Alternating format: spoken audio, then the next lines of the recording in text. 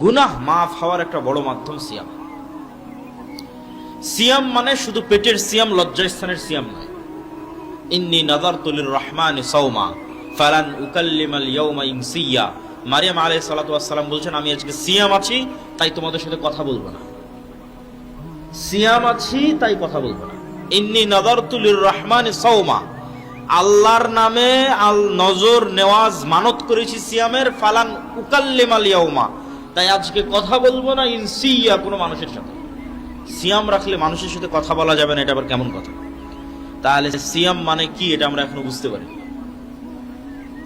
সিয়াম মানে শুধু পেটের সিয়াম নয়, সিয়াম মানে জিহ্বার সিয়াম, সিয়াম মানে কানের সিয়াম, সিয়াম মানে চোখের সিয়াম, সিয়াম মানে পুরো অঙ্গ প্রত্যঙ্গের সবগুলোর সিয়াম। এগুলোকে বিরত রাখা গুনাহ থেকে। চোখ দিয়ে অশ্লীল দৃশ্য দেখা মানে এটা প্রকৃত সিয়াম নয়। কান দিয়ে অশ্লীল গান শোনা মানে এটা প্রকৃত সিয়াম নয়। ঠিক তেমনি আমি মুখ দিয়ে অশ্লীল কথা বলছি, এটা প্রকৃত সিয়াম নয়।